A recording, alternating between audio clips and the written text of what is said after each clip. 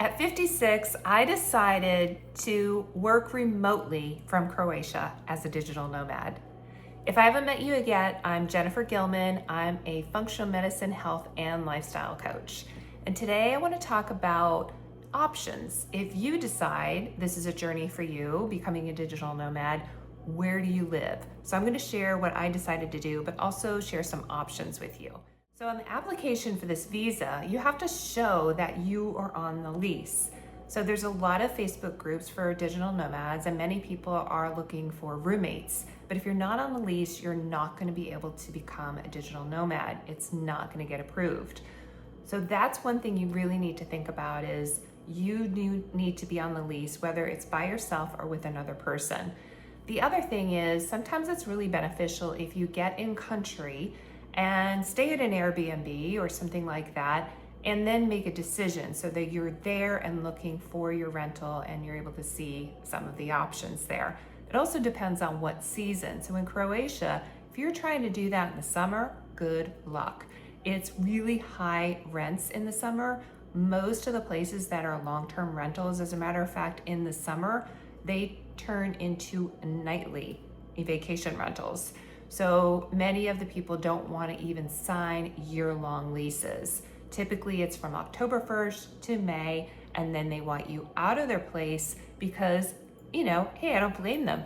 They're going to get more money by renting it by the night on platforms like Airbnb. So I recommend you go at a time that's a little bit more off-season, gives you a little flexibility to breathe, right? Rent an Airbnb for maybe a week or two, and then you can find your place. So that's one option. Another is you can work through a relocation expert. And I hired Lucia, and she's helping with my whole application. If you're interested, I put notes in the show notes of how to get in touch with her. So if you're interested in talking with her, and she's been exceptional of just the communication back and forth, knowing what I need to do in order and get that to her so she can get my application in for a digital nomad visa. She has a la carte services just like many of the others do, so she can actually help me or you with finding a place to rent and make sure that's all set. She'll look over the agreement. Now, what I decided to do was I did go ahead, I'm leaving like mid-September. When I arrive in a couple weeks, basically I'm renting an Airbnb. Now, because that was still kind of shoulder season, I booked that a couple months ago because I really wanted to make sure I got something still in the Old Town area near Diocletian's Palace so that I can be just in an area that's super easy to get my footing, right? And then I started looking on some of the Facebook groups for places to rent. And many of them, I was talking to them and going back and forth. And again, I found very quickly they did not want to rent for a whole year. And I was like, all right, that's okay. Because if I'm there in, the shoulder seasons and then through the winter, that's all right with me. I don't need to be in the height of the season because there's so many tourists. So it just depends on what are you looking for? When do you want to be there? And through the help of Lucia, I decided that come May, I'm actually going to move to Zagreb, which is the capital city of Croatia. So as long as I'm still in Croatia, I can move around based on my visa. I just have to report to the local police office, my new address every time I move from a location. They need to know where I am, right? That makes sense. So here's what I ended up doing is I've got my Airbnb.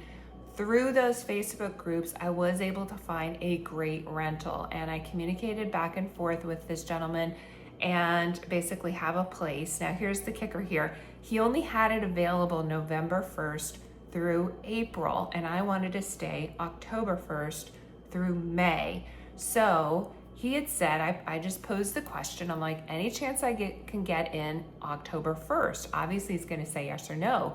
What ended up happening was he said, well, I don't have it available in October, but I have another rental.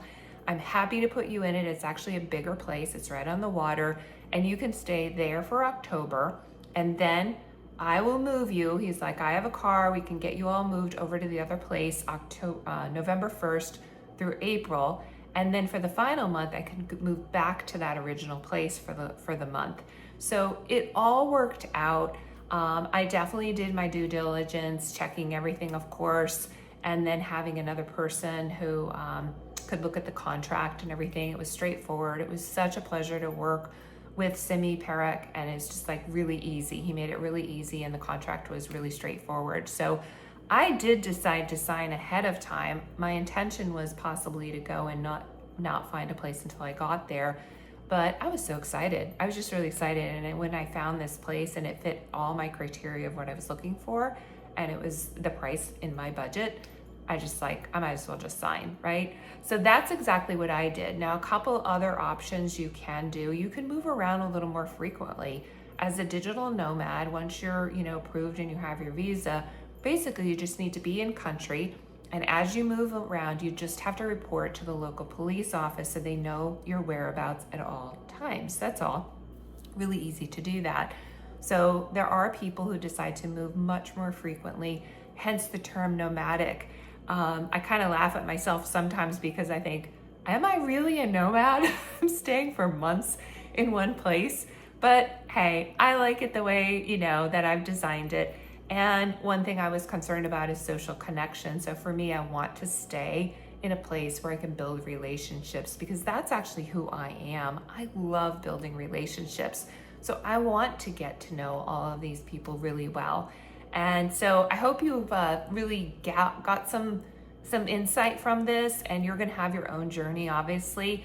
If you like this YouTube video, please make sure you're in the YouTube app, and you'll be able to see the show notes. You'll be able to subscribe so you don't miss any future episodes of my vlog, and you can like this episode and share it. Until next time, I want you to be thinking about, what are you not doing that you've always wanted to do? And what is holding you back? Reach out to me. I'm happy to help. Bye for now.